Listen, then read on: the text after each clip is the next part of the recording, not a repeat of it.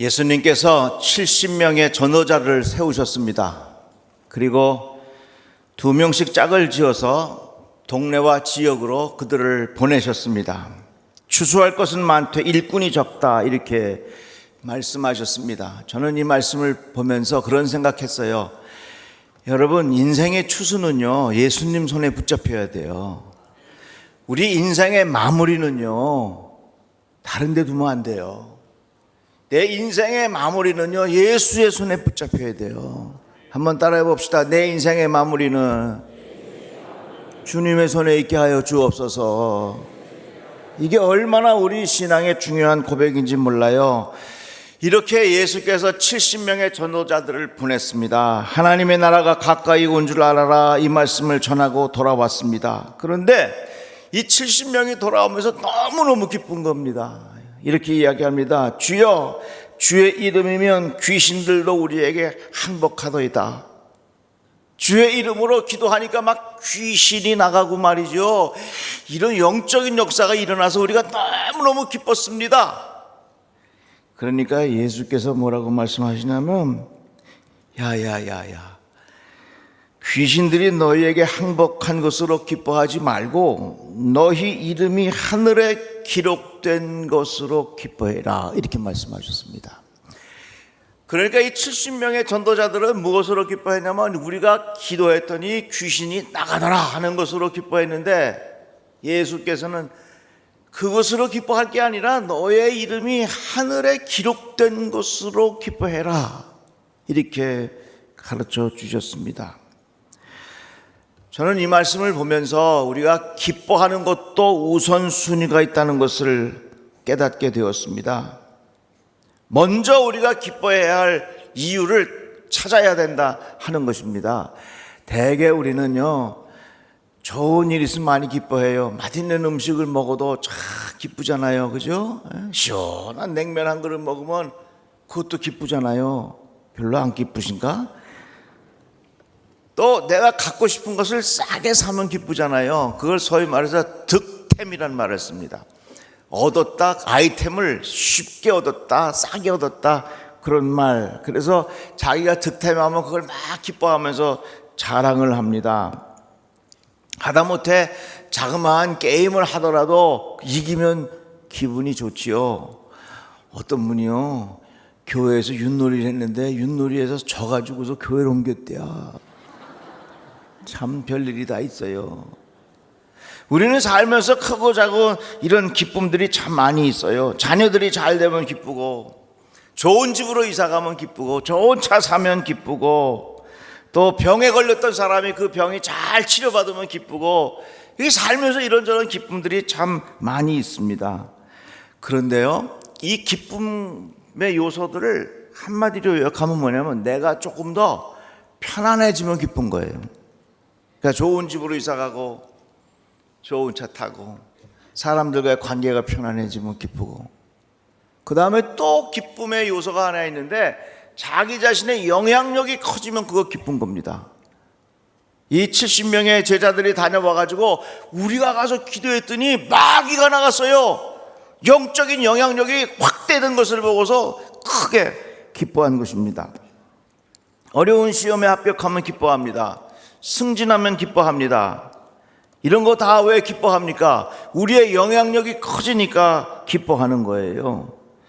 이같이 우리가 기뻐하는 요소들이 많이 있지만, 그것을 집약적으로 이야기하자면 내가 좀 더 편안해졌을 때, 그리고 우리의 영향력이 자꾸 커질 때, 그때 기뻐하는 거예요. 여기에 70명도 또한 그런 이유가 있었기 때문에 기뻐가지고 우리가 가서 기도했더니 마귀가 막 나갑니다 하고 한참 기뻐했는데, 예수께서 뭐라 그러시냐면, 야야야야야야야, 조용히 해봐.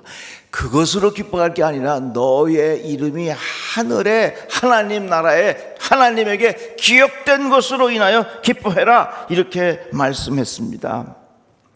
그래서 여러분, 편안함과 영향력으로 기뻐하기보다는 먼저 하나님과의 관계를 통해서 기뻐하는 것이 우리에게 중요한 겁니다. 시편 말씀에 보면 주께서 내 마음에 두신 기쁨은 그들의 곡식과 새 포도주가 풍성할 때보다 더하니이다. 이 말씀은 뭡니까? 대개 우리들이 기뻐하는 일이 뭐냐면 돈이 많아질 때 기뻐하는 거예요.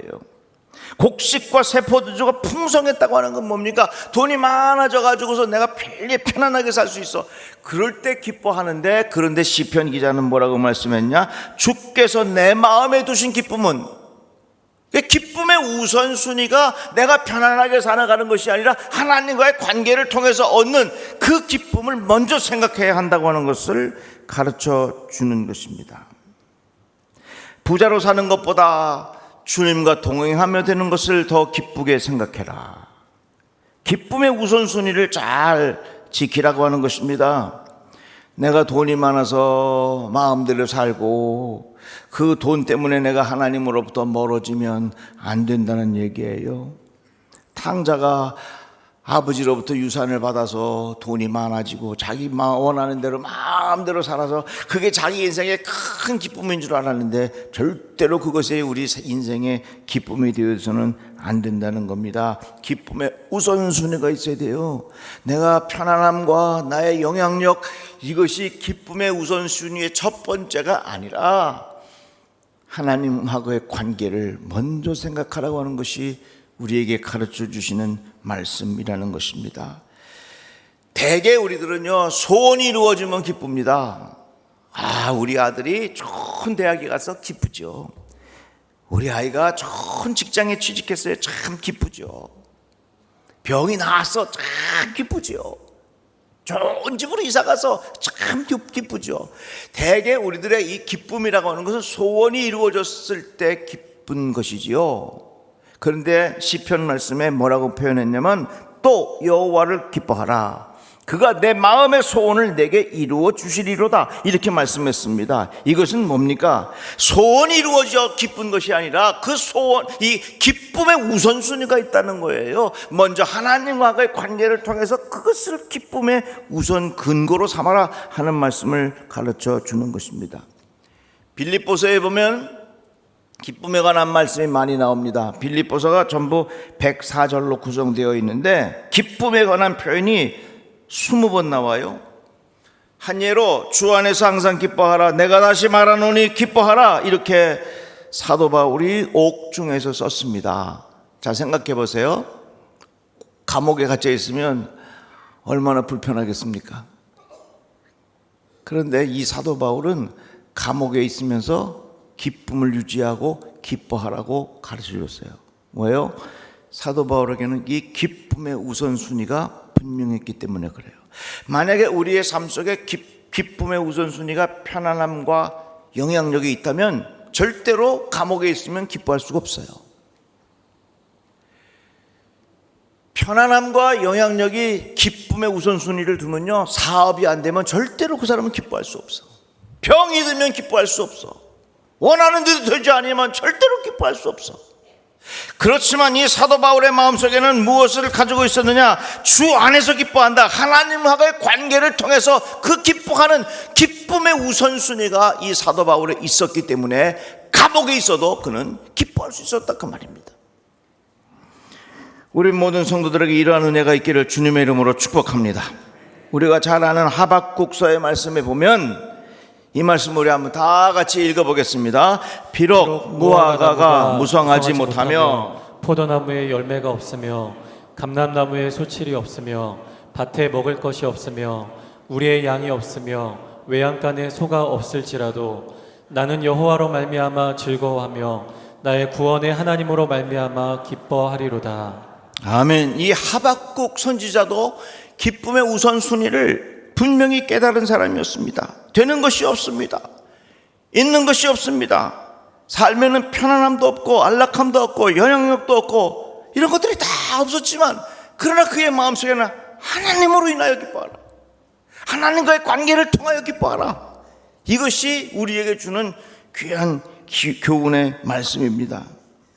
그래서 우리 찬양 중에 보면요, 구원함을 얻은 기쁨 세상에서 제일이라 그래서 우리 다 같이 한번 불러볼까요? 구원함을 얻은 기쁨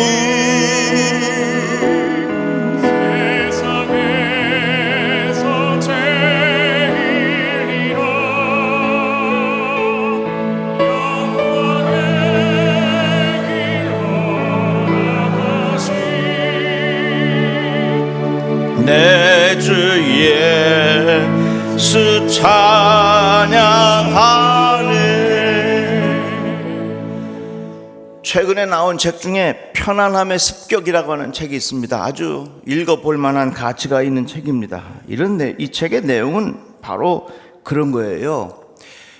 우리 사는 세상이 점점 풍요로워지고 또 편안해지고 편리한 세상이 됐는데 왜 우리들은 자꾸 불행한 생각 많이 하고 우울한 마음을 갖는 이유가 무엇일까? 이런 내용을 이야기한 겁니다. 그 내용의 결론은 뭐냐면 편안하게 사는 것은 그것을 통해서 기쁨을 얻으려고 하지만 편안하면은 반드시 우리에게 주는 습격이 있다는 얘기예요. 그래서 불편함의 연습을 일부러 해봐야 참된 행복을 느끼게 되고 불편함의 연습을 해봐야 진정한 감사를 깨닫게 되고 불편한 연습을 해봐야 내가 진정 누구인지를 알게 된다고 하는 그런 내용의 이야기입니다. 정말로 오늘 말씀과 일맥상통하는 것이지요. 우리는 대개 영향력이 커져야 기뻐해요. 우리는 자꾸 모든 것이 더 편안해지고 편리해져야 기뻐하고 행복해집니다. 그런데 여러분, 우리의 영향력이 커지는 것이 한계가 있습니까? 우리가 편안하게 살아가는 것이 한계가 있습니까? 한계가 없어요. 어디까지 편안해야 되는지, 어디까지 나의 영향력이 커져야 되는지 한계가 없기 때문에 늘 그것을 통해서 우리들은 원하지만 참된 내 마음의 평안과 기쁨을 주는 것은 한계가 있다고 하는 것입니다.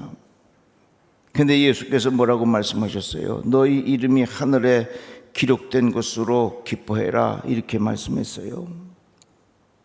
이 제자들이 다녀오면서 우리가 가서 기도했더니요, 마귀가 나가고 귀신이 쫓아나가지고요, 우리의 영향력이 이렇게 커졌습니다 하고 그것이 기뻐서 어쩔 줄 몰라 했는데 예수께서 잠깐 너희들의 영향력이 커진 것으로 인하여 기뻐할 게 아니라 너희의 이름이 하늘에 기록된 것으로 인하여 기뻐해라, 이렇게 가르쳐 주었어요.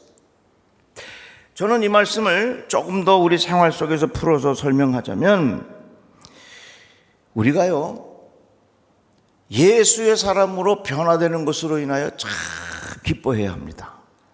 한번 따라합시다. 내가 예수의 사람으로 변화된 것이 내 인생의 큰 기쁨입니다.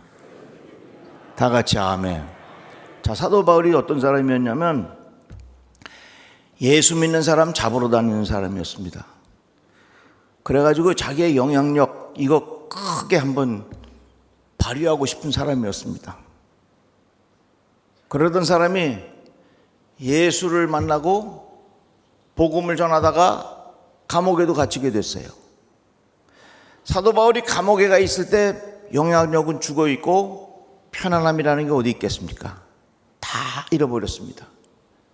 그러나 그 안에 예수님 만나고 그 안에 하나님과의 영적인 깊은 교제가 있으니까 그것이 큰 기쁨이 있기 때문에 사도 바울은 영향력이 줄고 감옥에 들어가 있어도 하나님 앞에 기뻐할 수 있다, 그 말입니다.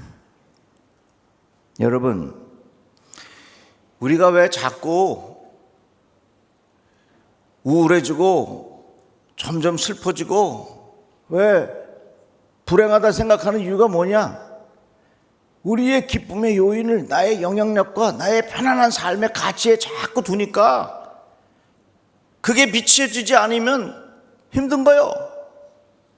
그러나 우리의 삶의 가치를 내가 예수의 사람으로 조금씩 변화되는 것, 내가 하나님 닮은 사람으로 조금씩 변화되는 것에 내 삶의 가치를 두고 그것이 내 인생의 큰 기쁨이라고 고백하는 사람은요, 이 세상을 정말로 보람 있고 의미 있게 살 수 있어요. 다 같이 아멘. 제가 지난 2월 달부터 좀 아픈 데가 있어서 치료를 받았어요. 그래서 지난 수요일까지 치료를 잘 마쳤는데 제가 그 과정을 통해서 참 깨달은 게 있어요. 치료하는 과정에 하나님께서 도우시는 것도 참 감사했지만 그거보다 더 큰 감사가 있었어요. 뭐냐면 정말로 내 깊은 곳에서 주님을 더 깊이 만나는 것이 나에게는 더 큰 감사요. 그것이 나에게는 너무나도 무엇과도 비교할 수 없는 큰 기쁨이 거기에 있다는 것을 내가 깨달았어요. 그러니까 여러분, 편안함과 영향력에 내 기쁨의 가치를 두고 살면 절대로 그 사람은 행복할 수 없어요. 그 사람은 절대로 마음에 기쁨을 얻을 수가 없어. 그러나 내 마음속에 어떻게 하면 주님과 더 영적인 교회를 깊이 하고 주님과 동행하는 삶을 살고 어떻게 하면 내가 하나님 닮은 사람으로, 예수 닮은 사람으로 내 삶을 조금씩 변화할 수 있을까 하는 그런 마음의 태도를 가지고 살면 거기에 참된 기쁨이 있는 거예요. 잘 생각해 보세요. 건강할 때보다 병든 사람이 더 깊이 감사합니다.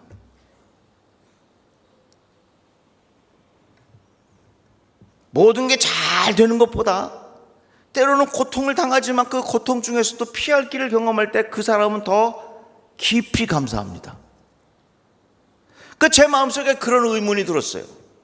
왜 건강한 사람보다 병든 사람이 더 하나님 앞에 진심으로 감사하는 이유가 뭘까? 그건요, 그 과정 가운데 하나님을 깊이 만나고 그 과정 가운데 내 삶의 모든 것이 다 변화되니까 감사로 채워지게 되어 있죠.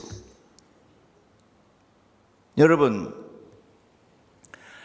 이 70명의 제자들이 돌아오면서 우리가 가서 기도했더니 마귀가 나가고 귀신이 쫓아나가고 이렇게 우리가 어마어마한 사람이 되었습니다. 그걸 자랑하고 기뻐했더니 예수님께서 얘들아, 그것 가지고 기뻐할 게 아니라 너의 이름이 하늘에 기록된 것으로 인하여 기뻐해라.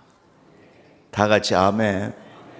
그러니까 이걸 우리의 생활 속에 옮겨 이야기하자면 내가 사업이 잘 되고 내가 부자가 되고 내가 편안해지고 뭐 병도 낫고 자식이 잘 되고 이런 것들 참 좋지요.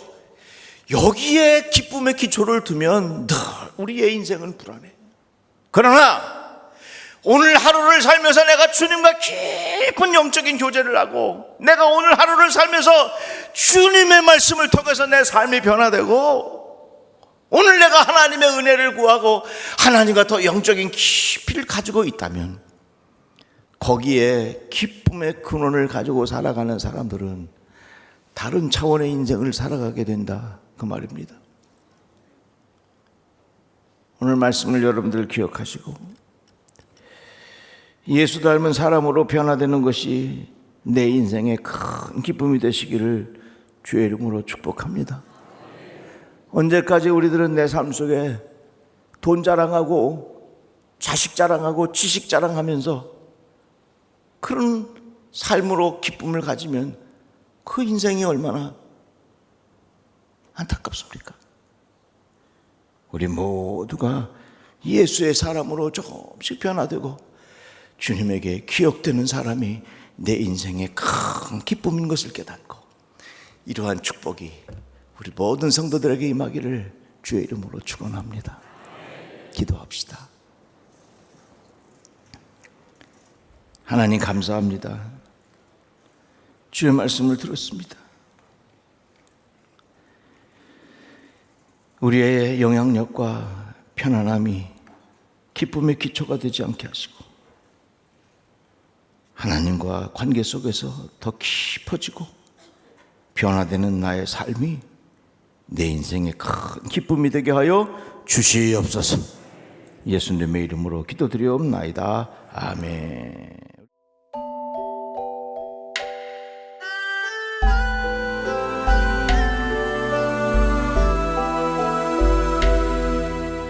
알았네, 나는 알았네.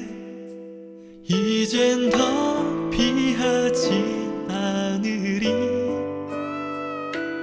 주님 앞에 가 나를 맡겼네.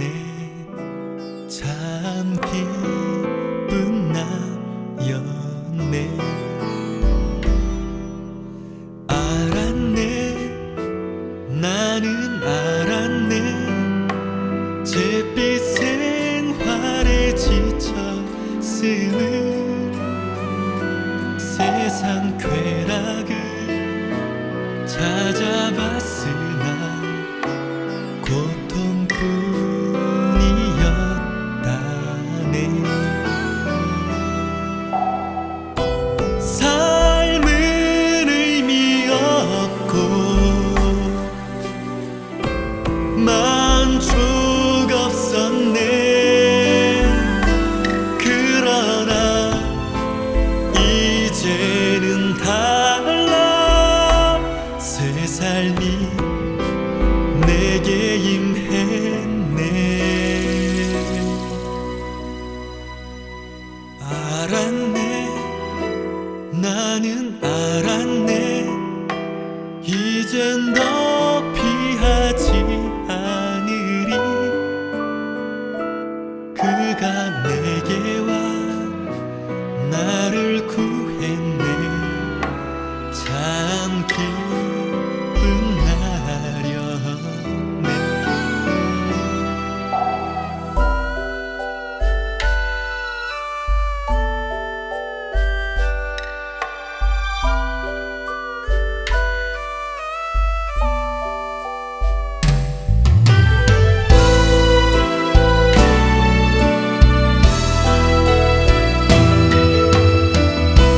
삶은 의미 없고 만족 없었네. 그러나 이제는 달라. 새 삶이 내게 임했네.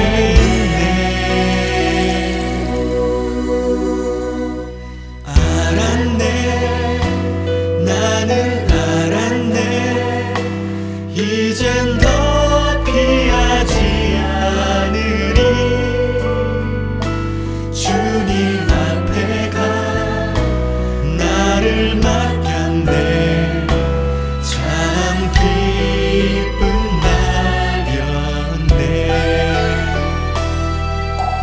알았네, 나는 알았네. 잿빛 생활에 지쳤음을, 세상 쾌락을 찾아봤으나 고통